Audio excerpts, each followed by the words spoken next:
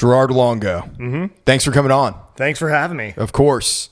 Does Pete Rose belong in the Hall of Fame? Absolutely. I agree 100%. 100%. What do you think of Pete Rose? You know, I mean, there's no denying his accomplishments in the game. You know, I mean, you take all the betting and like, first of all, he bet on his team to win. Yes, I agree, so dude. how is that a problem? It's one thing if he's trying to throw the game like a la 1919 White Sox, you know, but he bet on his team to win. So he's going to try even harder to win the game and compete. I don't understand. And plus, there are way worse people in the Hall of Fame.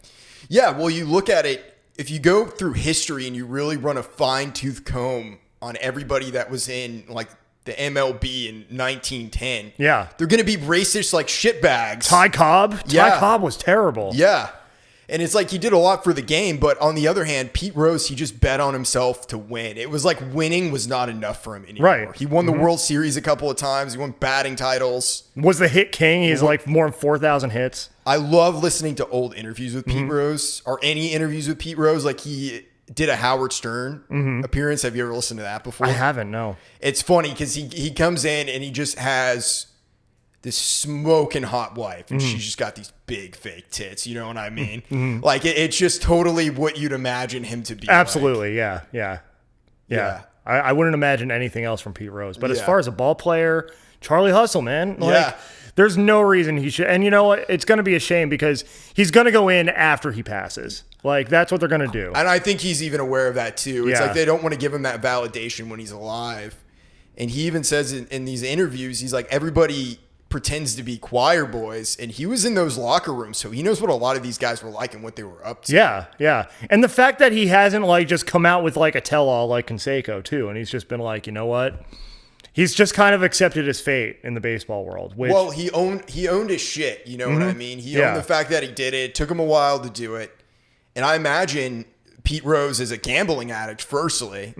So he probably didn't want to admit to himself that he bet on the very thing that he loved and fucked up his whole life. Because I even imagine today if Pete Rose, he would probably be able to be managing some MLB. He wouldn't be away from baseball right now. Absolutely, yeah. Because he's as close as he can be right now. He still does appearances and all that shit. I also love that he signs, anytime he signs like a baseball or a baseball card, he says, sorry, I bet on baseball, Pete Rose. There's nothing like owning it. And you're right. Like if La Russa's back managing after how many years, Pete Rose. Not only that, he got a fucking DUI right before the season started. Yeah. Right before the season started. How old is that guy now? He's almost 80. Yeah. He's old as fuck. He didn't know. The one thing I will say, I don't like the new MLB rule when it goes extra innings. What do you think of that? They put the runner on second. I kind of like it. You like it? I kind of like it. I do. I think it adds excitement. As much as I hate the whole pace of the game thing, like, okay, if it's the 10th, 11th, 12th inning, and it's like, come on, guys. Like, I don't even care if you win anymore. Let's just get on with it. I like it when it goes extra and it's still just as slow as the game is. Yeah. I don't know. Like I think it adds a little element of like extra excitement to the, we've got fast guys in the Cubs for now until they all walk after this year because the front office is not re-signing anyone. Like, putting Javi Baez on second base, like that automatically makes it more exciting to me, So I do. I like it. What I don't like is the 7-inning doubleheaders. I think that cheapens the game. Yeah, I think so too. Absolutely cheapens it. I don't understand why COVID made that a thing. But it's it was all shit that they've been trying to sneak in for years, right? And they're like COVID, yeah. So it gave them the excuse. Yeah, it's like, oh well, they'll be in, the players won't be social distancing for as long or whatever. So no, 9 innings. That's a baseball game. Yeah. Like, I mean, I think the Cubs had a doubleheader and we won both games against the Dodgers. I'm not going to complain. I don't want to know what would have happened in the 8th and 9th. I'll take the wins, but it does cheapen the game. How are the Cubs doing this year? I haven't been following them. Very average. We'll win 5 in a row. We'll lose 6 in a row. We'll win 4 in a row, lose 3 in a row. We're playing Cleveland right now as of recording, which, a few years ago, that was a pretty popular thing we did over there in Cleveland. I actually had the chance to go to Game 4 of that World Series at Wrigley, which was unbelievable. Was it amazing? Yeah. So my family sent me, actually. I was just going to go hang out in Wrigleyville for the weekend. Like, I have to be in Chicago for this. Yeah. I've waited my entire life for this. Like, gotta be there. My sister, After 2 days of me mulling that over, I told my sister, like, look, in case you're wondering, I'm going to Chicago this weekend. She's like, all right, well, we have an idea. Call me. She, my dad, and my aunt, like, all pitched in. I waived a couple of years worth of Christmas presents for a rooftop ticket at Skybox on Sheffield. Game 4. We got destroyed that game, but it didn't matter. I was there. Yeah. And we won anyway in the end. So, but yeah, this year, I mean, it's the end of the line. I mean, these guys are going to, Bryant's going to walk. He's not coming back. I don't think they're going to re-sign Baez. They better re-sign Anthony Rizzo. Like, I will revolt if that guy's not a Cub for life. What do you think about Albert Pujols being released from the Angels? How are you going to disrespect that man like that? Yeah, I agree. And you're the Angels. You're not going anywhere. You've got no prospects for this year. You're in last place. You're probably going to stay there all year. Mike Trout's still not going to get to the playoffs. Let the man ride out his contract. Make it a farewell tour. Sell the tickets at the end of the season. Like, it's... and the thing is, like, I grew up hating Albert Pujols, obviously. Yeah. But respecting him because he killed us every single time we saw him. He's a great player, man. Absolutely. He's one of the greatest of all time. And I would take bad Albert Pujols over good anyone else 70% of the time, even today, just because of what he brings to the clubhouse. I hope the Cardinals sign him for one last game and just bring him back to do an appropriate farewell for him, because he's going into the Hall of Fame as a Cardinal. Yeah, like, he's not going into the Hall of Fame as an Angel. Right, absolutely. I wouldn't mind that. I mean, that's the one time I'm going to root for the Cardinals to do anything is to bring Albert Pujols back. You know, I mean, they're in first place right now, so I can see how maybe they don't want to bring in a 41-year-old dude who's clearly lost a few steps, but for one game or one series, one series against us. Yeah. And then play him every day. And, if he strikes out every time, that's fine. But at least you get that farewell. Yeah. It's what he deserves. I mean, he's one of the greatest of all time. Yeah. Like, hands down. Like, there are very few people in the history of the game who can even match what that guy's done. Where is he from?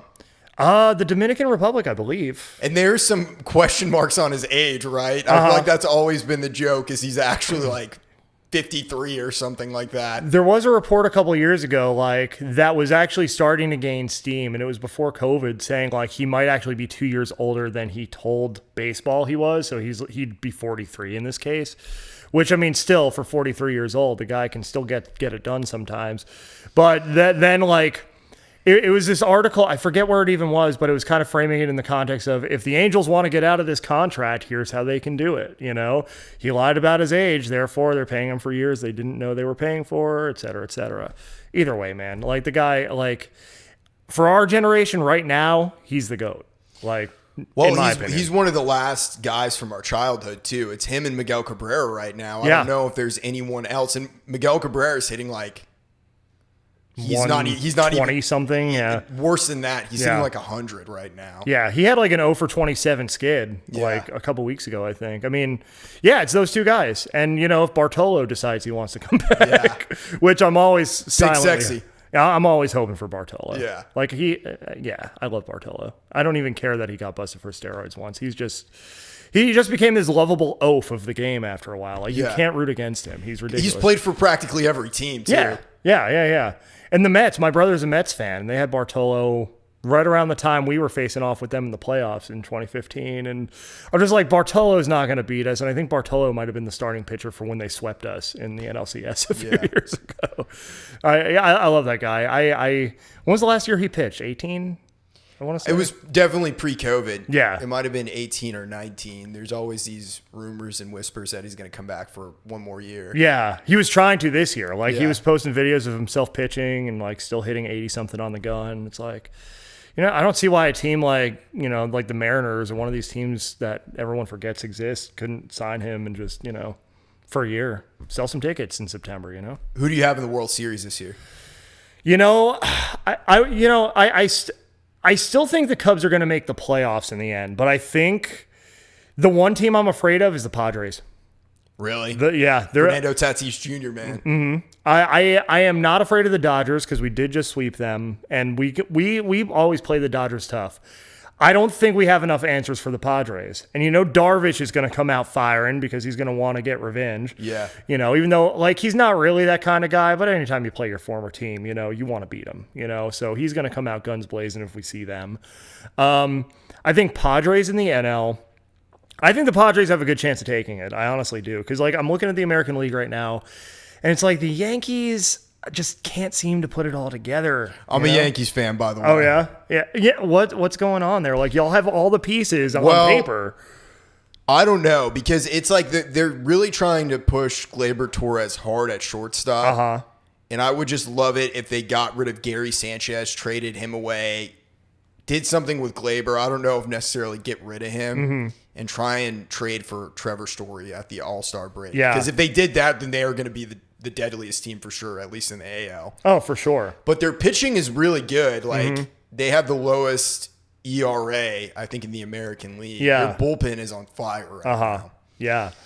But who knows? I mean, Giancarlo Stanton is just starting to heat up now, and he's all of a sudden become a singles hitter, and he's still slamming home runs. Yeah, but him and Judge, you never know how long you're going to have them before they get hurt again. Yeah. That's the problem with that lineup. Exactly. And I mean, Aaron Judge is a great player. I'm curious to see.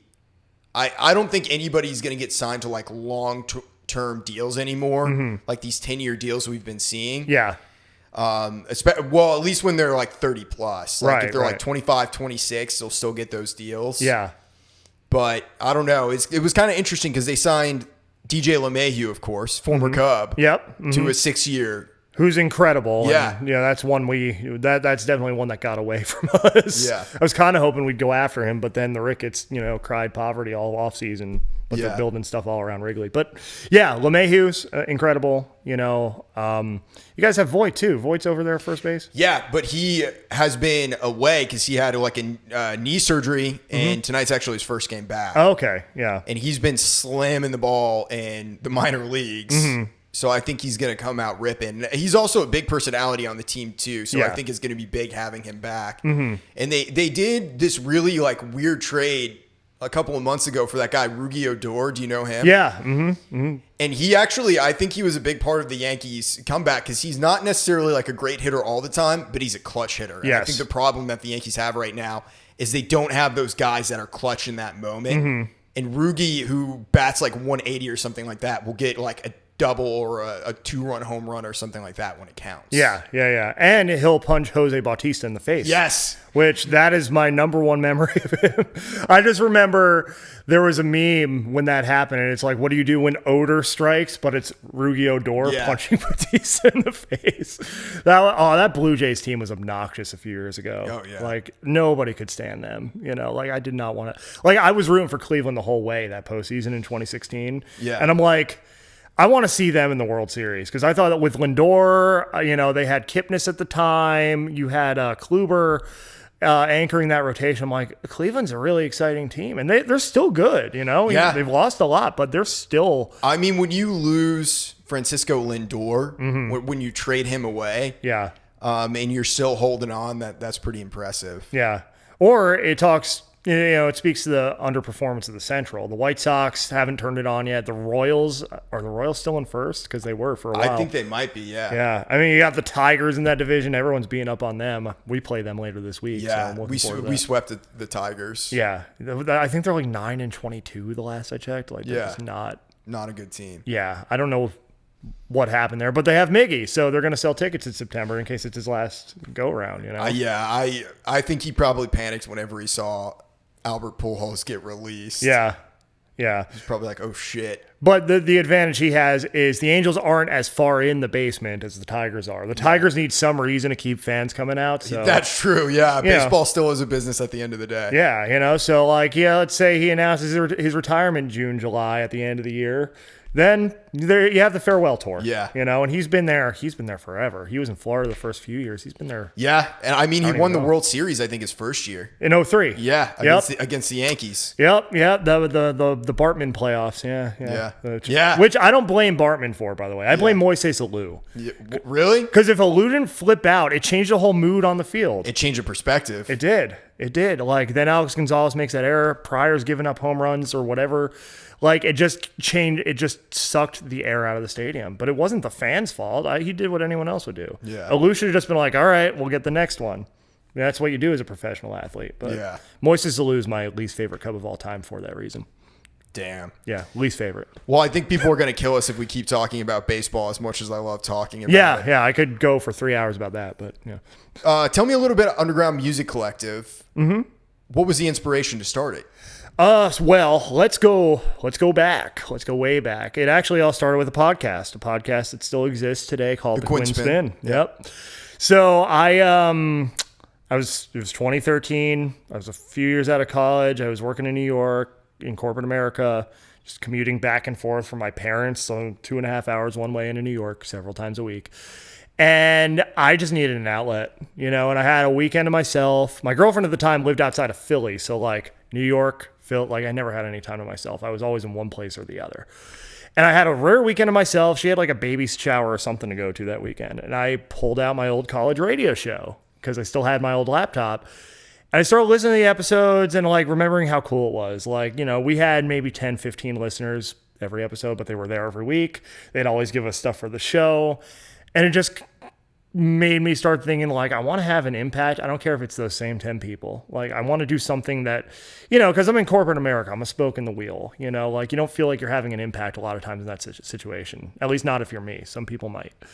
But I'm just like, I want to do something that people care about again, and so I decide I'm going to relaunch The Quinn Spin as a podcast. My radio name in college was The Quinn because my brother and I started a show, and just in case he said something dumb, I didn't want to use my real name. That's where the pseudonym came from.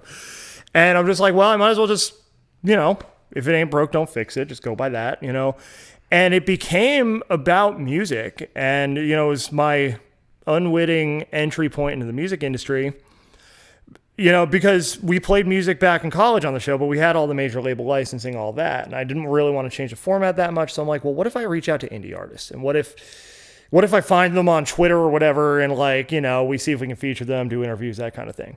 Surprising number of them said yes, even before we had an episode, which was like, all right, like, I don't know why you're saying yes to this strange man who just messaged you on Twitter saying, can I, feature your music? But cool.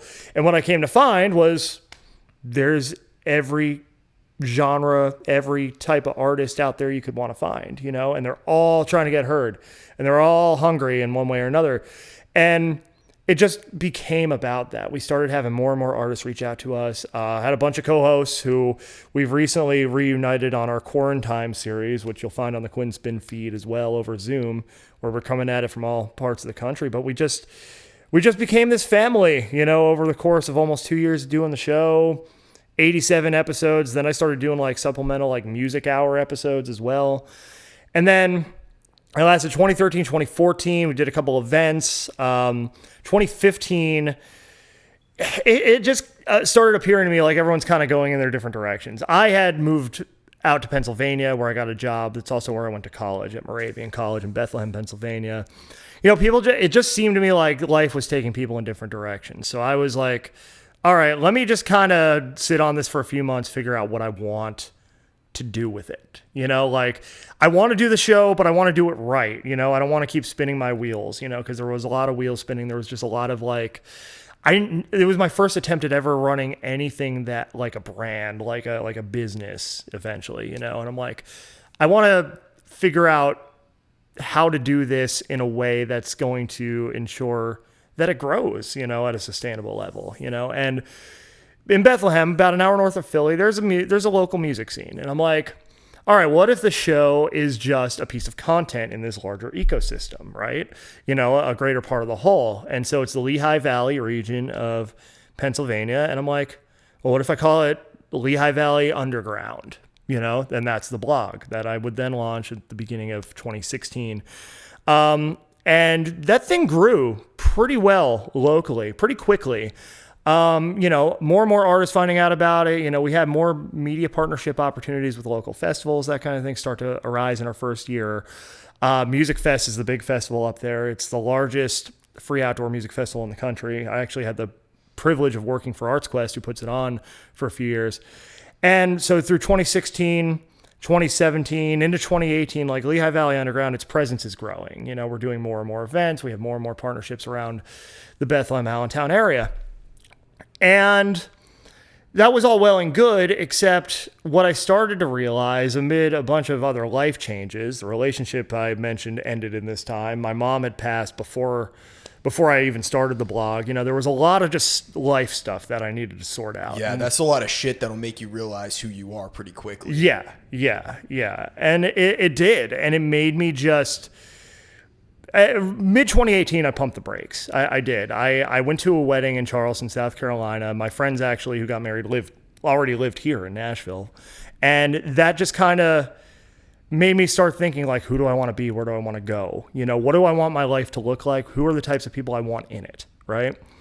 And I started to realize that to get to where I wanted to be, to build the platform I wanted to build, I needed to go somewhere where the industry was, and it's not just to build a platform, but it's to, not just live paycheck to paycheck anymore in some shithole apartment and, just kind of do it for the good of the community. I mean, that's all well and good. And I love my community back home. I love my community here, but I wanted to build something that would become sustainable, that would become something that, was ultimately fulfilling and that would help me have the impact I wanted to have and live the life I wanted to live, and be who I needed to be in any role in my life. I started thinking a lot about my nieces and nephew at the time. And I feel more able to show up for them now in Nashville, although I'm fast forwarding a little bit. But so mid 2018, the wheels start turning. Where am I going to go? Where am I going to go? And my friends who had gotten married in Charleston, they came up to visit for a weekend, and I kind of told them, I was set on New York. I was set on actually going back to New York because it was closer, and it was like the closest industry town to me.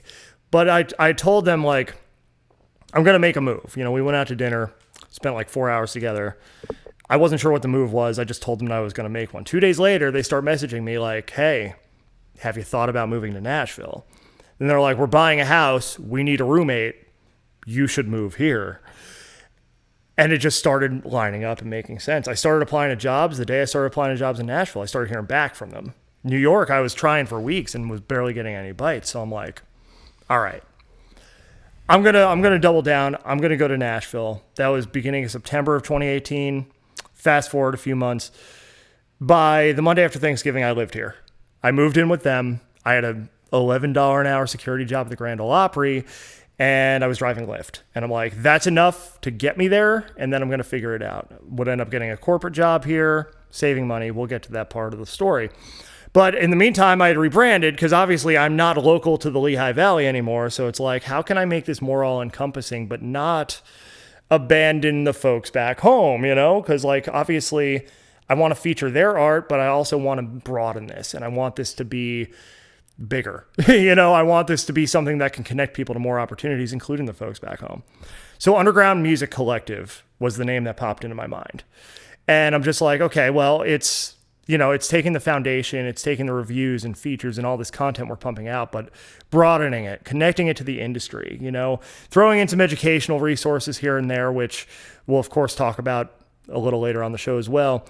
And just, it helped me get educated upon moving here, because there are so many resources here, so many people to know, so much that you're exposed to living in a place like Nashville that most small markets or even non-industry cities in the country, like, you're just not going to have those types of resources and opportunities. Well, everything is here because the industry is based out of here. And it's like, I never really want to be a part necessarily of the music industry. I just want to do my own thing. Right. And it's like I can bottom feed off of all the resources that are here. Right. Yeah. I mean, no matter what you want to learn, there's a way to learn it here, and for me, that was really powerful. And I also, I had the opportunity to run into a lot of people who are similar mindset, who were really focused on incrementally improving what they're doing and finding new ways, to reach and impact and share whatever their platform is, whether it's the music itself, whether it's whatever their role is, whatever they've carved out for themselves in the industry. I found a lot of like-mindedness here, so I got a corporate job, which I was doing technical writing for an insurance company for a couple of years, 2019 through 2020. And all the time, all the while, like, I'm building those relationships here in town. I'm pumping out more content. I restarted the Quinn Spin as an interview series, so I was just doing it monthly in the beginning upon coming here. And it started to grow more and more. More and more people in Nashville seem to be becoming aware of UMC to where, by the beginning of 2020, I was thinking, all right, I'm gonna try to take the leap at the end of the year. I'm gonna save my money. I'm gonna try to take the leap beginning of 2021. Right? Pandemic happens, which threw us all for a loop. Right? Yeah, like none of us knew what to do. No, especially in the beginning, it seemed like everybody was gonna die. Yeah. Yeah. Like I was like, should it to us? Yeah. Like, should I go outside of my house right now? Yeah. Like, apparently this thing is everywhere. And I think we understand COVID a lot better now.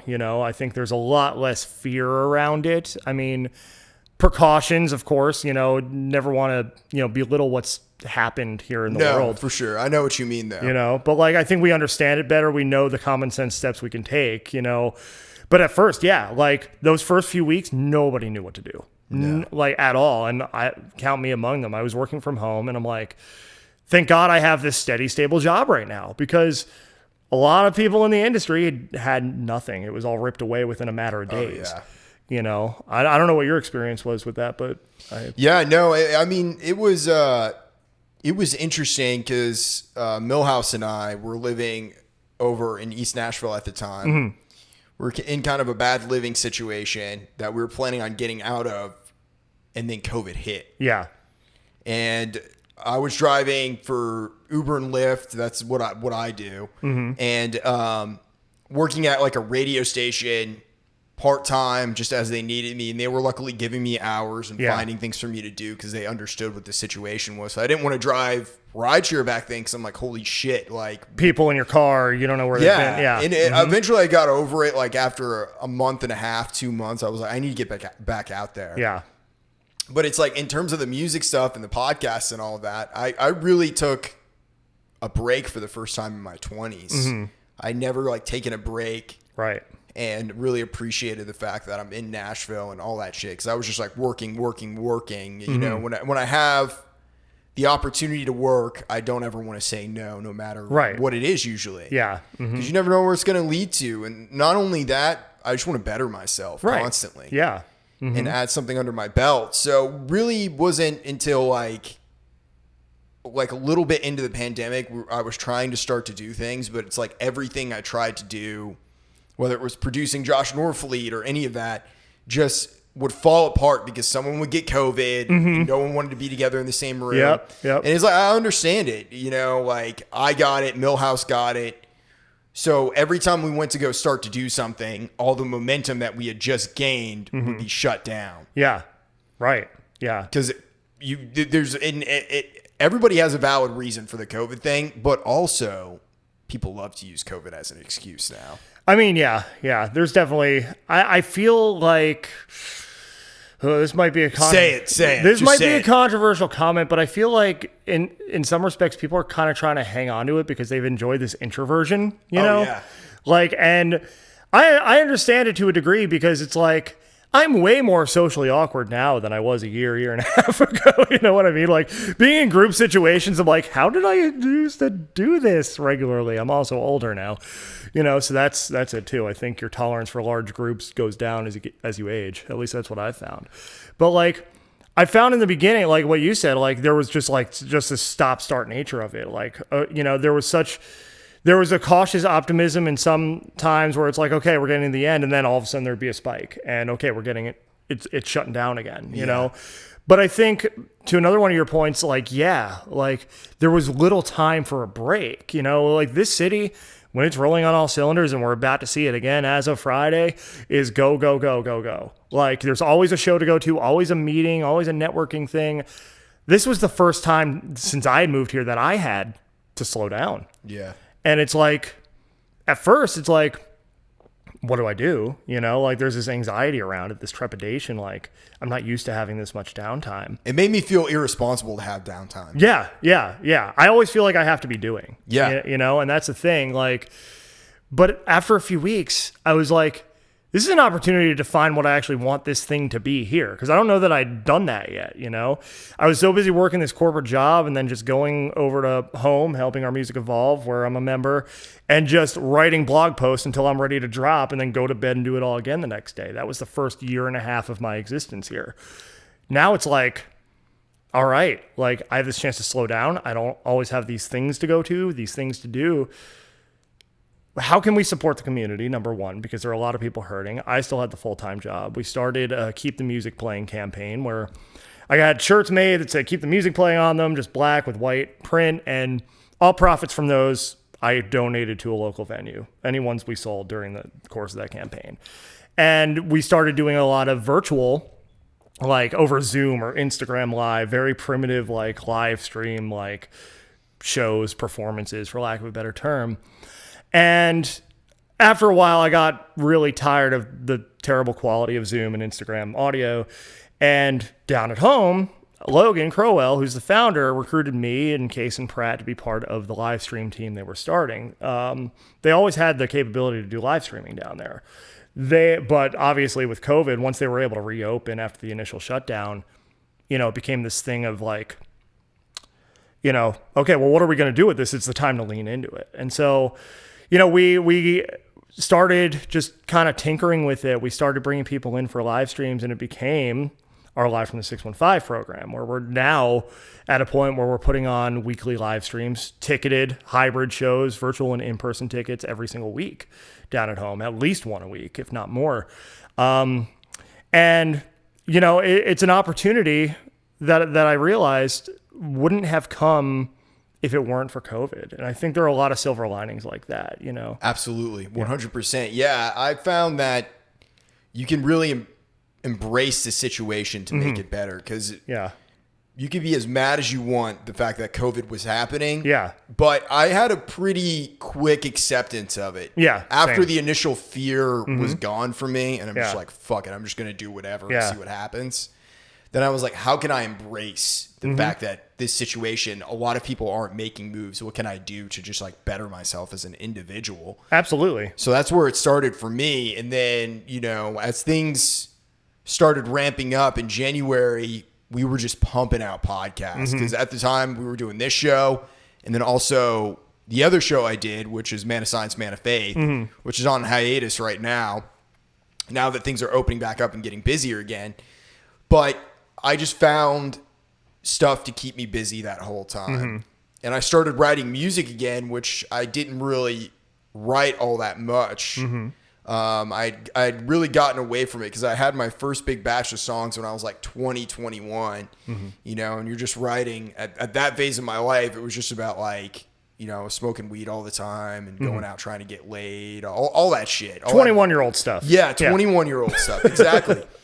And I think without the COVID happening, it wouldn't have allowed me to like go deeper into myself and figure out, okay, now I don't really write about that stuff anymore because that's all shit from when I was that age. Right. Yeah. And that's the thing. It's that introspection, the opportunity for the introspection, the opportunity for where, to discover where do I fit in all this, and how can I fit better into all of this, like there's so like Live from the 615 is just one thing that I don't think would have ever existed if it weren't for COVID, but also just the opportunity to really get real with myself and what do I want, coming into 2020, I was feeling a little burnt out, and I was feeling like, well, maybe I'll just do this as a hobby forever or until the day comes where I have to choose between a day job or that. And then when I was left with my day job and my night job and really nothing else going on, it's like, well, which of these do I like better? Which of these do I really want to pursue? And I realized it wasn't the corporate gig. It was the stuff that I've been doing at that point for going on 7 years, now going on 8 years. And by the end of 2020, it's like, I'm sticking to that goal. I am taking the leap at the beginning of 2021 because the opportunity's ripe for it, and I had learned so much about myself. I had learned so much about how to lean into building this digital platform here in Nashville and making it have more impact and influence. I'm like, I'd be a fool not to at least see where this thing can take me right now, and granted, there are always lessons to learn from that. I'm learning them every day. I made the jump January 1st. And let me tell you, it's the most challenging thing I've ever done over the past 4.5 months. But that's because I feel like I'm doing it better than I've tried to do it before, in the sense that, like, I understand this isn't a cakewalk. I understand that there's always going to be challenge, and I'm looking for ways to respond to those challenges. know? When you go all in, you get busier, but more problems come up because you get busier and you face all these things that never happened before. Oh yeah, absolutely. Like just because of the mere fact that you made that leap and you're like, okay, this is what I'm doing, and you're putting all your time into it. The ball drops in some places just because you're new to the game. Absolutely. And certainly over the course of COVID, like we started getting more and more submissions from artists because nobody had anything else to do but write, record, and submit music to media, you know? So started getting more and more of those. And like, as the live stream opportunities come up and more people learn about Live from the 615, more people want to play Live from the 615. Now we have in-person events starting up. You know, of course, people, you know, are still reaching out about the Quinn Spin. Like my submission inbox is a horror show right now. 90% of emails aren't even getting opened because there are just so many coming in. And that's just on the content end. But then there's like the business opportunity end, right? There's the building relationships, networking, you know, finding ways to fit into the larger community and engage them. Like, yeah, the more you take on, the more challenges, the more problems are going to arise, but also the more you're going to learn, the more solutions you're going to find. Exactly. And there are problems that you want to have versus problems you don't want to have. Exactly. The problems you don't want to have are the corporate bullshit 9-to-5 shit. Yeah, you know? Absolutely. I tell people this all the time because, you know, I have friends who work in any industry, you know, all over the country. And it's just like, it all just comes down to the type of crazy you're willing to deal with. You know, if your type of crazy is the stable job, but you have to deal with all the red tape and all the politicking in the office and this, that, and the other thing, then more power to you. If you're happy with your life, at least outside of that environment, awesome. You know, for us creative types, like we thrive off of chaos, I feel. Yeah, you know? I absolutely do. There was a part of me, and I know COVID was a bad situation. There was people that died, all of that. There's a part of me that really enjoyed everything that happened. I felt like, did you see The Joker? No, the one with Joaquin Phoenix? Yeah. No. You got to see it because that's 2020, the movie, dude. It's just like everything that fucking happened. Millhouse saw it. Yeah. He knows all about it. But I wasn't intimidated by all the shit that was happening because we have human history to look at. This is just the cycle. We're living in a very sanitized, safe world now, which is not a bad thing, but people are soft today. We've never dealt with. We had a universal worldwide moment, except for Jeff Bezos, where no one really knew what was going on. Right. You know, like he was someone who clearly benefited from it, but everybody else, doesn't matter if you were the richest person in this country or the poorest person in this country or the world for that matter, like you got affected by COVID. Absolutely. Yeah. There's no way to avoid it. It was a universal moment in a disconnected, interconnected world. Yeah. And I think it exposed a lot of truth about society. It exposed a lot of truth about us. Human nature, for sure. Human nature. Yeah, a lot of things came out of the woodwork about people. Good, bad, bowling shoe ugly, as I like to say. Like, we understand each other better for, you know, warts and all, I think, coming into 2021. Well, I feel like there's also this element that people don't want to acknowledge it, too. You know, we look back, like, America, it reared its ugly head, everything that was bad about it. And I love this country. I absolutely love America, all that shit. But everything that was bad about us or the shit that we hadn't dealt with, the trauma that we haven't dealt with, came to the surface. And there was no fucking avoiding it because everyone was poor, they were out of work, and they were mad. Yeah. And I think trauma is a good word because it really is, in a lot of cases, a multi-generational trauma. Yeah. You know, things that were just accepted as status quo in society that came to light as not actually being okay. You know, I mean, you see that happen, you know, a microcosm of that is within family dynamics, you know, like some families like have a lot of messed up stuff that's just been like accepted as normal, you know, multi-generational gaslighting that takes place within certain family dynamics where it's just like, oh, well, you know, nobody ever really stretches beyond the palace walls. And if you do, we're going to be ostracized, whatever the palace walls are in that context. Could be something religious, could be something political, a lifestyle choice, you know, or not choice, as it were, you know. But that's the thing is like we're realizing that these things aren't just at the micro, they're at the macro level. And that's the thing that I think we're challenged with going forward, coming out of this. that I hope we don't forget. Although, judging from how Broadway looks right about now, I'm not confident that, it's not going to be in the rear view pretty quick, is that we still have work to do. We'll always have work to do, but now we have a much better idea of what that work is. Yeah. Yeah. And it's really a situation of who knows what's going to happen at this point. Because as soon as people can go back to whatever their comfort level is, they're going to retreat to that. Because again, that's human nature. The ugliness of human nature is that the world doesn't care. The world does not care about you. Right. It never will. And you have to make your own morals, because society, whatever, civilization, there's this great Queens of the Stone Age lyric that's to be civilized, one must tell civil lies. And I really think that we saw that in 2020, because this idea that we have that we're like a society and all this shit. Yeah, to an extent, but the wheels come off. Yeah. And shit got real. And that was the aspect that I like, is that we had to look at it. We couldn't look away at just whatever it is, whatever number of things that 2020 had for us. Yeah. And that's where growth comes from, right? Is that struggle, is that Absolutely. challenge. It doesn't come when everything's all hunky-dory and you're riding down the street on a bike on a beautiful day and, in Newport Beach, California or whatever. It happens when you find out who you are when you have that flat tire and you're in the pouring rain. Your cell phone fell down a drain. Yeah.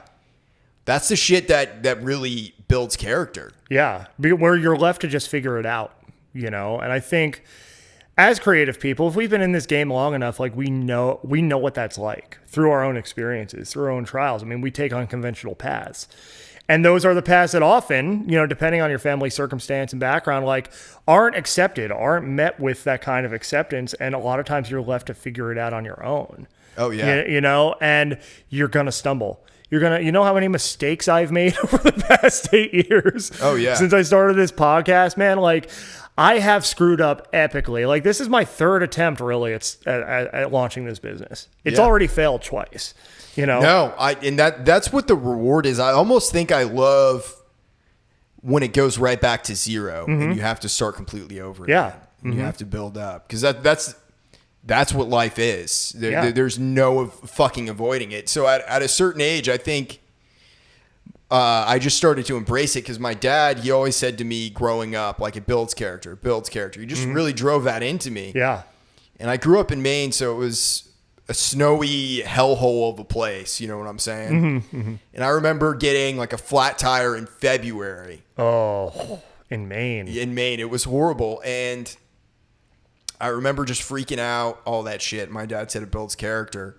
And the next time I got a flat tire, it was like a couple months later, I said, it builds character. And he said, you have character now. Now you're gaining experience. And it's just like that Mr. Miyagi thing of it never fucking ends. Yeah. The journey never ends. Yeah. But you're better equipped to handle it. You know? Like when I was thinking about taking this leap, pretty much from all the second half of 2020, I'm like, I'm eyeing up the beginning of the year to make this jump. And it's like, I kept having the fear creep in from when I was in Pennsylvania, and I'm living paycheck to paycheck, and it's so hard to find work. It's so hard to just pay the bills, and, I'm like, to a degree, the second half of last year, I waited so long because I was afraid of going back there. But then as we got into the fourth quarter of 2020, it's like, well, I've already survived it once. Yeah. When I moved here, I mean, I told the warm and fuzzy side of the story, but honestly, I was broke. I had $460 in my bank account,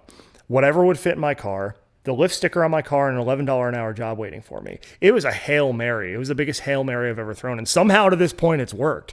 If I can do that, excuse me, aqua lung. If I can do that, then what's wrong with taking this shot? What's wrong with seeing what I have? I'm just a guy trying a thing at the end of the day. I'm sure I have things to learn. I'm sure I'll have things that'll come up, lessons, and some learn the hard way here in the future. No matter what, I'm a guy trying a thing, and no matter what, I'll make it work. And that's the thing you learn by getting knocked around. You get back up and you keep going. Like whatever you do, don't give up. Because if you give up, then you're not going to have the chance to apply that lesson later and do better. You know, I hate it when I see people just like, oh, well, I moved to Nashville and I didn't get famous in a year, so I'm moving back. You know? Oh, yeah. Well, you see that, and you also see people come into town on a blaze of glory, and they're hot for their first 6 months, and they just skyrocket and fall down because they face those times that we all face in a career. Whatever you're trying to do, I think it's applicable to anything. And coming out of the gate hot, I think, is the worst thing that you can really do. Yeah. I'm a slow burn kind of guy. Yeah. I'm in it for the long haul. Yeah. I made a point when I got here to not come out of the gate hot. Yeah. I'm like, I'm going to sit back and learn because I don't know shit about this industry at the end of the day. When I came here, I'm like, I don't know anything. I don't even know if my blog is good enough for this town. I'm going to sit back and listen and learn and just meet people and kind of see what the ecosystem is. The like-mindedness helped because it made me come out of that shell a little bit, but I'm not going to come into this town being like, well, I won 3 Lehigh Valley Music Awards. Let me tell you. Because it's the people who do that and aren't adored for it that get down on themselves. Crash and burn, man. Yeah. I mean, there's so many hot players and great writers that come here, and they're able to, they fall on their ass too because they're the best at their hometown, which is what's great about Nashville. Everybody's here is good at wherever they're from. Right. But all of a sudden, you're surrounded by all these people who are also the best at wherever they're from. Exactly. And they have the pedigree and they have the background and they slayed it back at home. And then they decided to take that leap and move to Nashville. Exactly. And at that point, it's about, well, what are you going to do, not what you've done. It's just like, you know, if you come here bragging about the local awards you've won or whatever, it's like wearing your varsity jacket to the first day of college. You know what I mean? Yeah, like nobody cares. Nobody cares. What are you doing now? What are you doing to get better now? That prepped you for battle to get to the point to where you could do that. Exactly. And there's value in that, certainly. 100%. Like, if I didn't teach myself photography in Pennsylvania, if I didn't like do all this stuff before leading here, I would have been completely unprepared to be in Nashville and to be doing what I'm doing now. Like, there's absolutely value in that journey, but it comes to a point where it's like, all right, like, it's like going back to baseball, getting called up to the majors all of a sudden. Yeah. It's like you could have hit 330 in AAA, but this is the big leagues now, and you got to bring it every single day, you know? And I think another trap that people fall into too is like they kind of lose themselves in it because they're on the other end, they're trying to impress people. You know, they're trying to kind of shine up and people please, and they lose themselves. They kind of lose their artistic vision a lot of the time too. You know, somebody kind of comes in and tells them, well, it needs to be this. And then they go and they do something absolutely that's not authentic to them. They do it for a couple of years. They get burned out of it. And at that point, they either go home or they're like, okay, now I'm going to start doing my thing. Yeah, you know, but yeah, I think there are multiple sides to it, and to coming here and just keeping everything in perspective where like you're able to keep yourself, you're able to maintain your vision, and that vision's going to evolve. It's going to change the more you learn and the more that you grow. But to make sure it's always authentically you, I think is the most important thing, because no matter what, like people are going to resonate with that. And there's going to be an audience for what you do. There's going to be something that people can connect with in your real story that they're never going to forget. And that's the thing I would encourage any artist, any content creator, anybody coming to this town is like, you're going to get a lot of opinions. You're going to get a lot of feedback, and you need to just learn how to filter that. Some of it's very good and very useful and is going to inform your journey forward. Some of it is fucking horrible. And yes, some of it is absolutely terrible and you should run the other way, you know, but it's up to you to learn how to filter that. And the only way to learn how to filter that is to receive the feedback, try it, trial and error, and see where it takes you. After being in Nashville for a little while, I've been here for almost 6 years now. Yeah. I've noticed that there is an archetype among musicians. Mm-hmm. There are people that I think are like the true artist, real deal. People like Josh Norfleet or Isaac Short from the Weird Sisters. Mm-hmm. And then there's all these other people. There's like what I like to call the pirate, you know, mm-hmm. which is the older musician, the crusty musician who's been around. You know, I'm imagining the eye patch and the peg leg. Yeah, exactly. But they're the ones that are like they're grizzled. They're grizzled. They're cutthroat when they need to be. Mm-hmm. They're looking to advance themselves. Not that that's a bad thing, right? But they understand a different aspect of the hustle. And they're a little jaded. They're a little jaded. Yeah. Exactly. Because they've been around the block, mm-hmm. and they know the real deal when they see it. Yeah. Mm-hmm. Then there's the weasel, which are the people who, someone that we know well, someone that comes in and just tries to latch on to whatever it is you're doing, and they have no value to provide. Right. They take, and never really give. They don't reciprocate. They're not in it to be part of a community. They're in it to see how far can I get. Yes. Yeah. Other thing I've seen is, you could call them groupies, you can call them whatever you want. I think the vixen. That's what I think of when I think of like the chick who is always hanging around the bands and trying to latch on to some dude. This is not PC to say, by the way, but this is nature at work. It's ugly. And I've just seen so many different people, and there's a dude version of that too. Oh, absolutely. But it's just interesting to kind of watch because you see people get into relationships because they think it's going to help their career. Yeah. Ugly shit like that. Yeah. And it's shit that no one wants to talk about, but we are not immune to the natural world. Right. We want to pretend that we are on so many different levels. But everybody's always looking for something out there. And I think you just have to approach it with a level of authenticity of this is what I want. Yeah. And I'm not going to sacrifice anything outside of whatever my vision is. Yeah. But I think also it's important to assess, well, how can I do that while also doing right by people? Also making sure that everyone around me is better for the encounter as much as possible. And look, that's never going to happen 100% of the time. No. You're going to have disagreements. You're going to have fallings out. Not every single relationship, partnership, whatever is going to work. If you've lived on this earth for a few years, you probably know that already, right? But, it's like, how can I maintain my vision and the integrity of that vision, the integrity of who I am, while also making sure that I'm not just leaving a trail of dead behind me, so to speak. Because there's people who do that too. Oh yeah, absolutely. Where they will knife you the first chance that they get to get just an inch ahead. Right. Yeah, and that's the thing is like through Underground Music Collective, like I want to make sure that whatever we do, that rising tide raises all boats, as the cliche goes, right? Where, obviously I want Underground Music Collective to grow as big as it can go. I want to have multiple underground music collectives in Nashville and LA and Austin and wherever. But that's not going to be something that happens at the expense of the artist, And when I say at the expense of the artist, like I'm not going to go around. We've seen that time and time again. Exactly. I don't want to be I just don't want that on my conscience, number one. I want to be able to build a platform that, it's going to help build the platform, but it's also going to help them. Well, there's also, going back to the archetypes, there's another one, the predator, who are musicians among you or other creative types among you, and they are trying to get you to give them money they might know a little bit more than you, but they're telling you like what to do with your shit, and they're not really making any suggestions. Right. They're just trying, again, it's the same thing of like, maybe this person's going to be successful, so they want to latch on to it.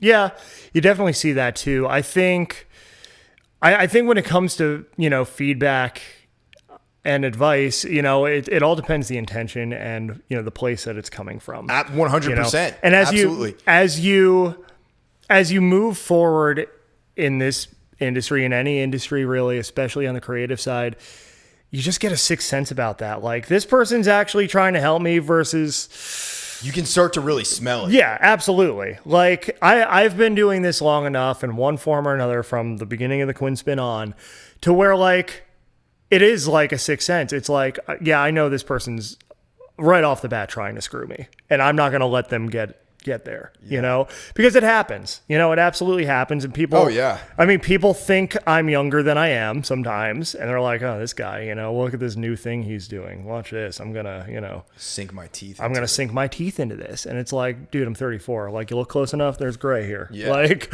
I've been doing this a while. I'm a young 34, but I've been around the block. And that's the thing is like, but it is a double-edged sword of like, you learn that by getting taken advantage of. You learn that. 100%. Yeah, no, I think it's important to have those situations too.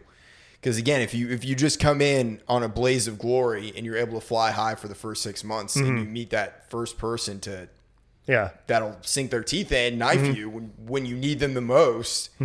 It's just so important to create, I think, an encouraging environment here in Nashville, and I'd say that we have one. But you also have to have your wits about you. Absolutely. Can I provide one more archetype? Yes. The big things coming troll. The person that always posts how big things are coming. Yeah. And then you never hear what the big thing was. Yeah. Because it wasn't that. Also, making moves, working with legends. Like, that's the thing. It's like, I rarely use my personal social media to talk about what's upcoming anymore because I don't want people to think I'm full of shit. Yeah. Because there have been so many people who say, oh, big thing's coming. I just did this awesome thing. Can't wait to tell you about.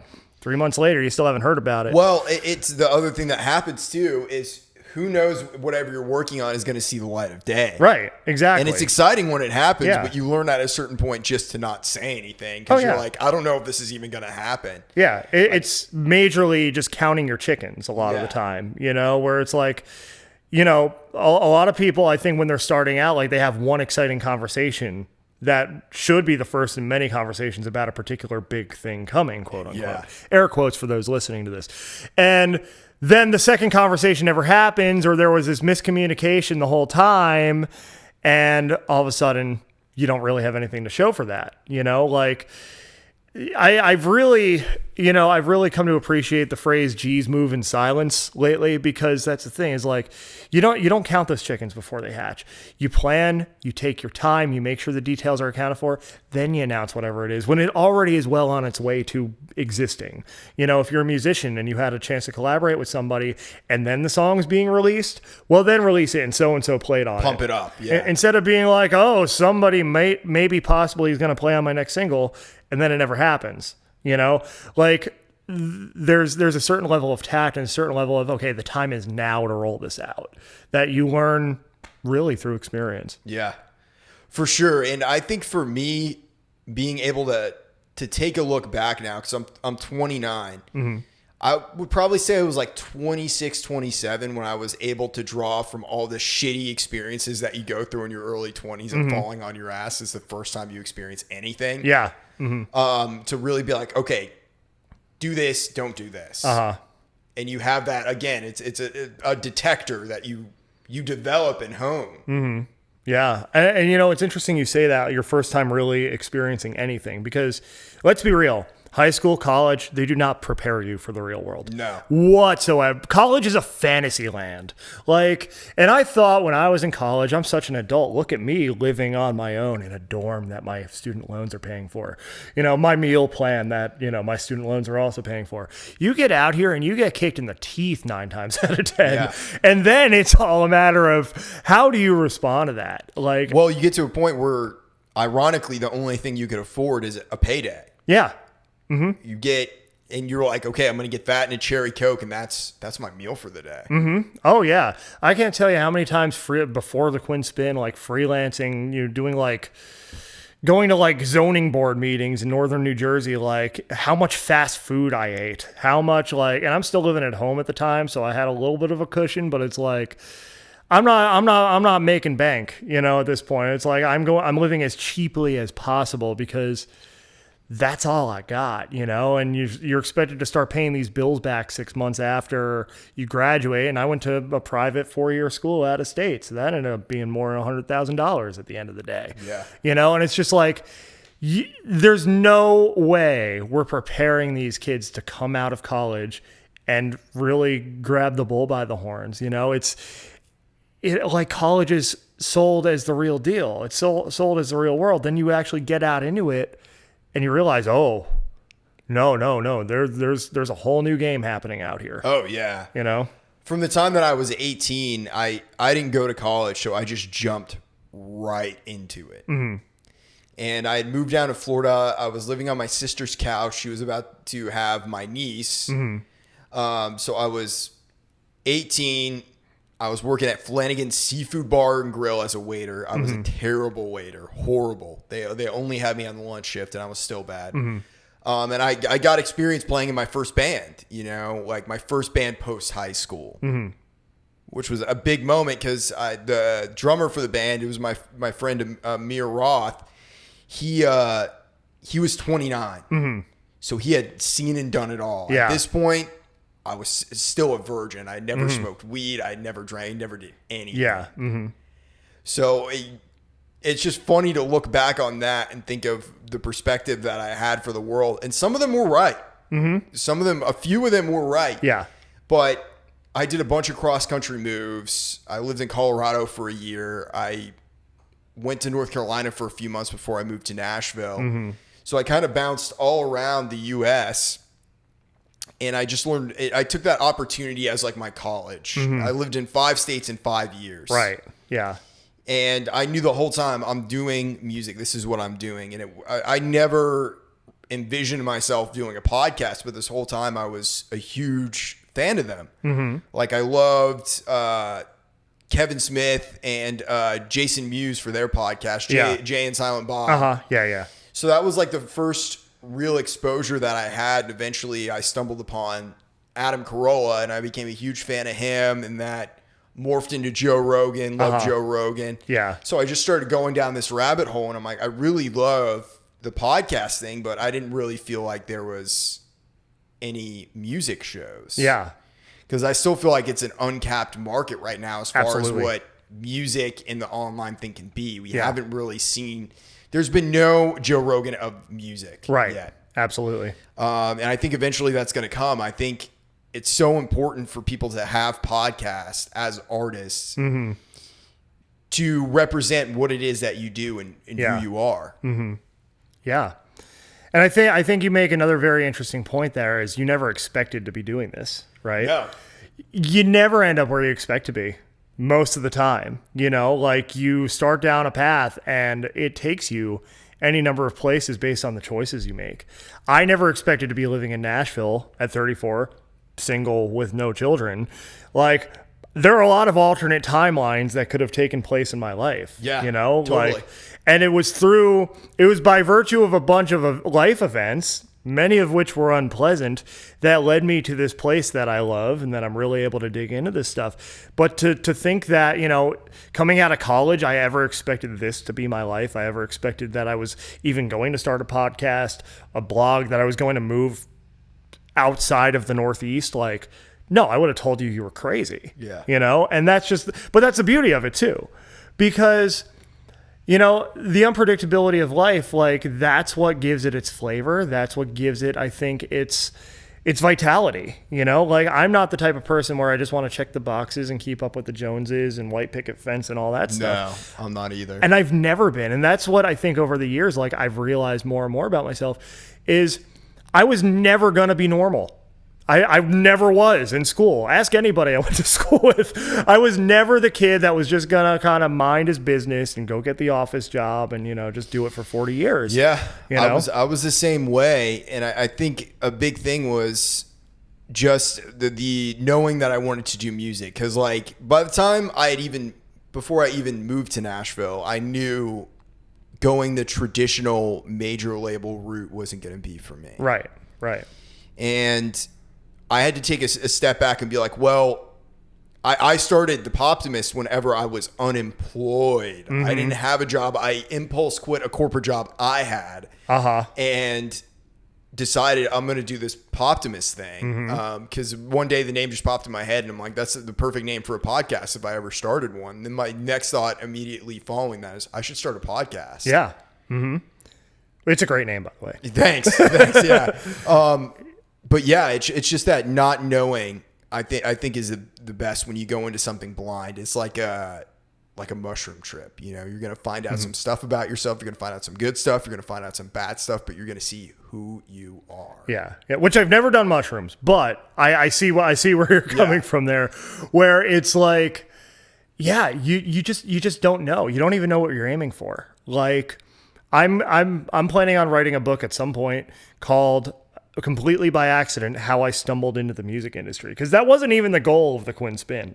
It was just to give myself something to do, and it became about music. And I found myself just enveloped in this thing years later, to where this is what I want to do for the rest of my life, as far as I'm concerned. You know, but that's the thing. Like you learn so much about yourself. You learn so much about your own resolve. You learn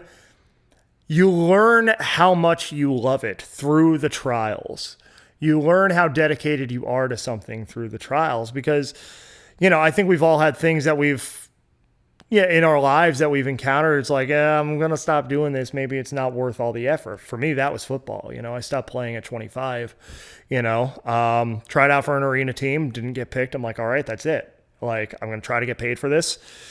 If I don't, then I had a great run from high school on, but it's like at a certain point, it's like, all right, like I can leave that part behind. With something, that you just keep coming back to and that you just intrinsically wake up and do, there's no finish line. There's no like, okay, I'm going to do it for about another year. And then you just do it. Like it's just a part of who you are after a while. You just get so taken in by it, and you take it in and it becomes a part of you. And at that point, it's going to go as far as you will it to go. As much work as you're going to put in, you're going to see the return of that. And it might not happen right away. No, it's not going to happen right away. It rarely happens right away. Yeah. And if it does, look at any of the careers from the 60s and 70s. Like CCR is a prime example. Yeah. John Fogerty, he wrote all of those songs, all of those classic pieces of Americana when he was from the ages of like 19 to 22 or something like that. But he got completely fucked by his label. And he wasn't able to perform any of those songs for a long time. Yeah. I mean, you look at other meteoric rises throughout the course of history. The Beatles, when they came to the U.S., like a few years later, they weren't going on tour anymore because of the crazy fans that kept beating down. New Kids on the Block had the same thing in the late 80s, early 90s, where like they had this meteoric rise. And then all of a sudden, done. Yeah. Done. Because the industry had moved on, but also I think like those were young kids. I think Joey McIntyre was 12 when that group started.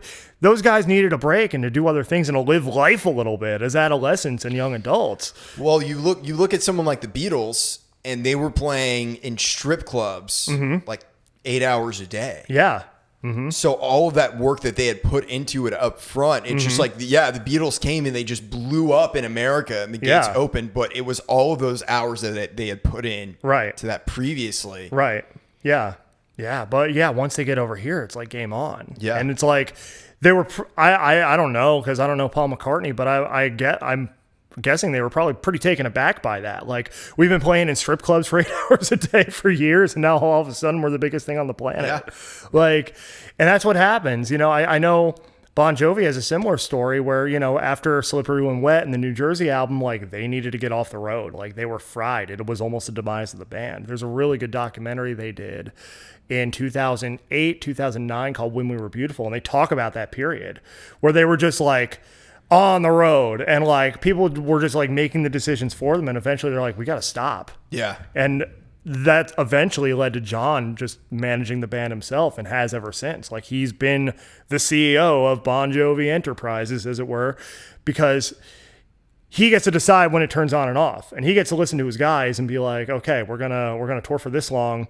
And he, of course, calls the shots, but then it's not like crazy, like one tour into the next. Yeah. There's more of a cycle. Sustainability. Yeah, there's a cycle to it. And it's grueling what they do and what they've done for years. I mean, eventually Richie Sambora left anyway because he wanted to spend more time with his family as they were getting older, right? But like, it wasn't this like tour, and record albums in the middle of it and then tour that album. It was like tour, album, record, release, tour again. There was more of a cycle to it. The sustainability is the word. And that's the thing. I think if you're able to survive those rough and tumble years, again, it's all about lessons and it's all about what you're going to take forward. Well, we did it this way and it almost killed us. It almost led to the demise of the band. So let's try it this way. Let's pull back a little bit. Yeah. My favorite band of all time is Our Lady Peace.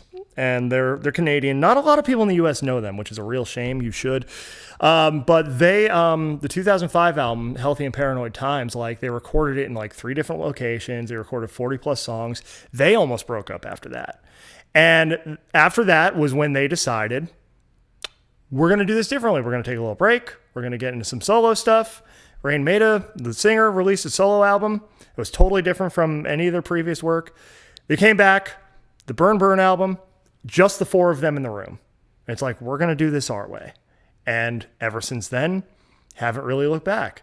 They put out the album, they tour the album, they headline festivals in Canada, they come down here for a run of shows, take a little break, get the next thing ready. And that's the thing, is like, you learn those lessons, you learn what didn't work, you learn what almost took you down, and then you're like, okay, how can we make this better and more sustainable over time? I find myself having to do that. I find myself having to like make sure I take breaks, because it's hard. It's something that I struggle with myself, because again, it's that go nature of, if you're not running, then you're in last place. Especially today with like, oh, content is king. Let's go. Like you need to be on TikTok doing the Carlton dance. Like you need to do what's ever right for you, what's ever right and authentic. I struggle using the word brand because not everyone likes the word brand, but like to what your authentic self is and that self that you want to put out there, it is your brand. You know what I mean? But you need to do what's right for you in that sense, but also in the sense of, okay, checking in with yourself and what's going on up here, and are you okay? Like, do you feel like you're still in control of this situation? Well, you look at Nashville's music history and some of the greatest heroes that were in this town. You look at Waylon, you look at Willie, Johnny Cash, Merle Haggard. All of them fucking hated the industry, and the industry equally hated them back. So it's like, you really just have to follow whatever your impulses are. Yeah.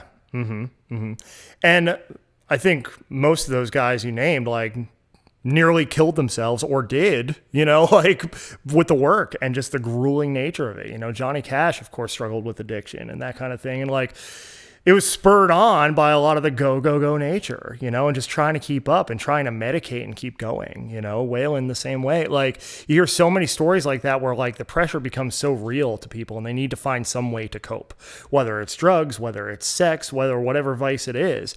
And unfortunately for a lot of people, like, we're human and it catches up to us. Oh yeah. And, I think I'm glad that there's such an increased focus, not only in the industry, but in society on mental health, because it's the part that was ignored for so long. Like, you look at like all these artists, like you look at the friggin' tabloids, like you look at what Amy Winehouse went through. Yeah, dude. She's a prime modern example of that. And how much worse did the tabloid attention make it? Whereas like if she was able to be open about her struggles and not get all this judgment from left and right in the public eye, she might still be here. Yeah. Kurt Cobain, like all these, you could go down the line, and like, if they just had more support and understanding and mental health was more of a topic, an acceptable topic without stigma in those days. Well, one of the benefits of 2020 was one of the main topics of conversation became mental health.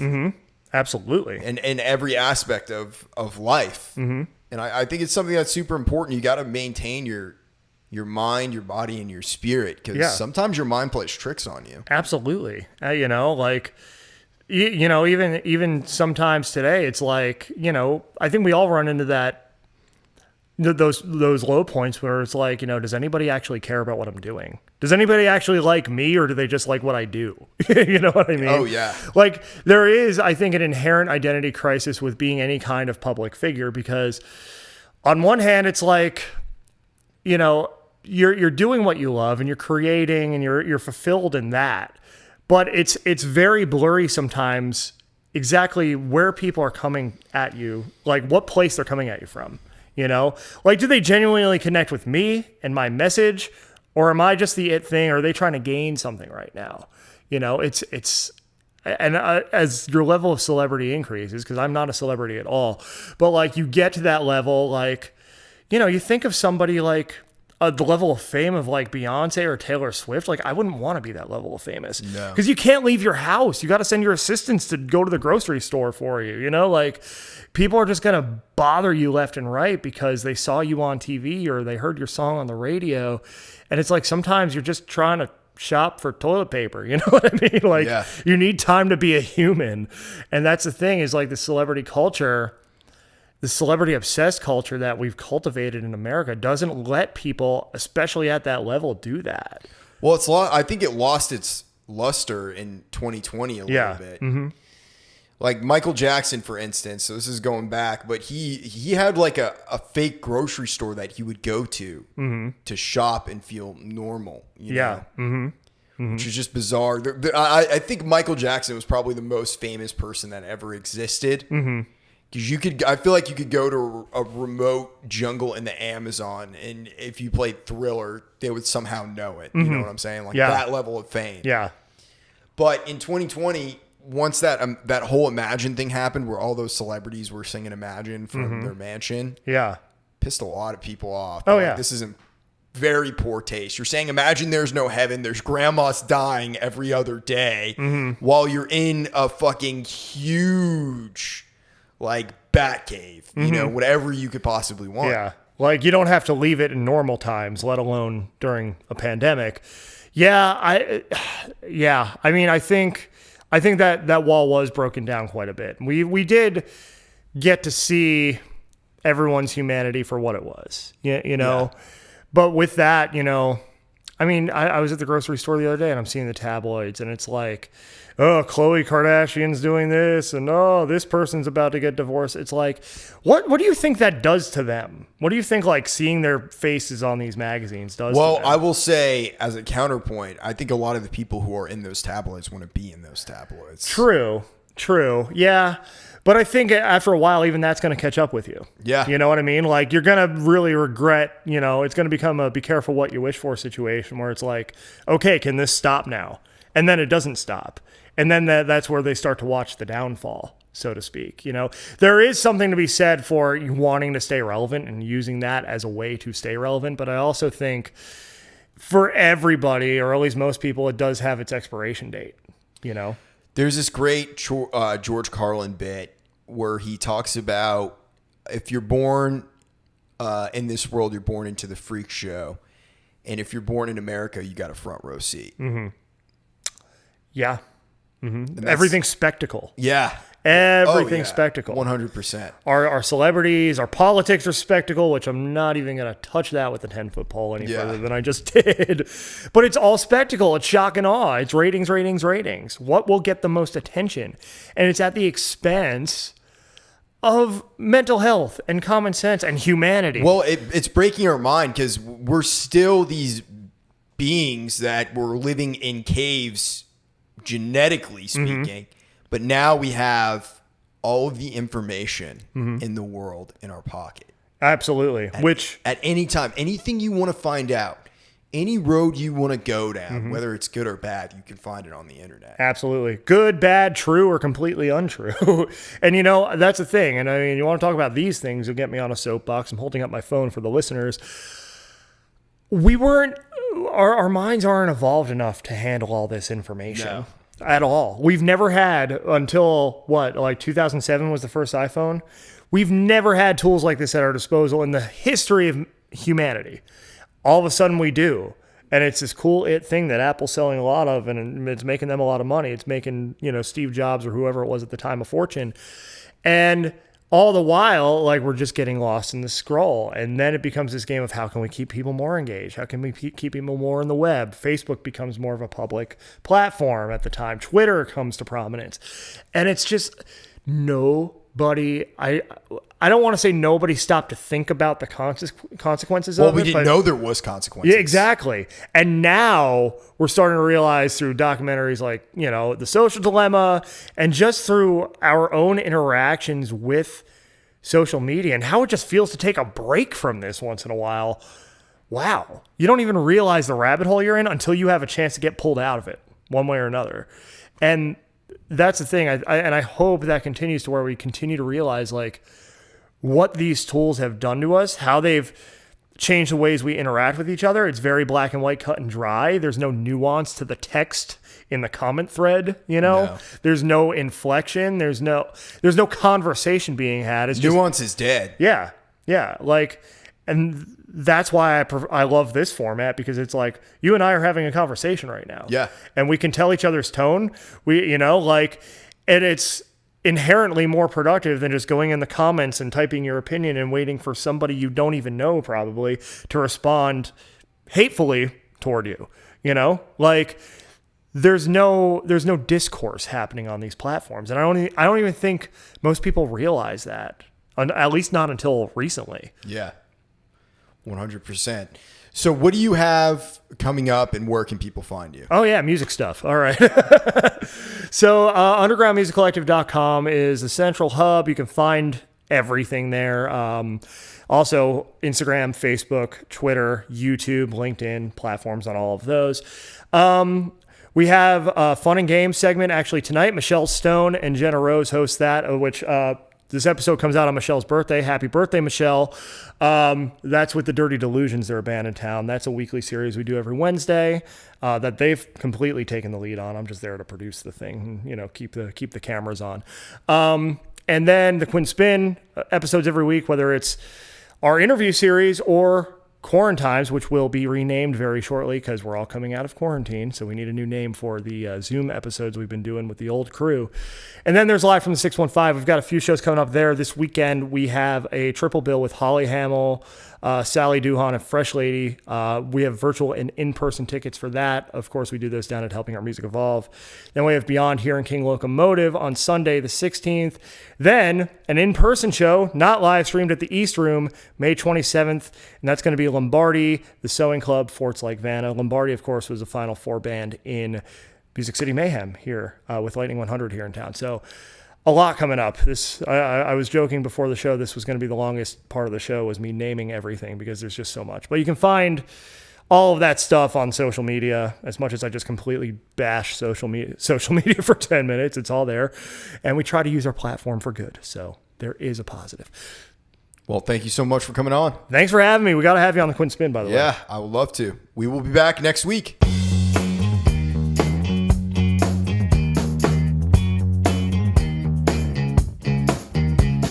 This podcast is produced to you by Taylor Miller.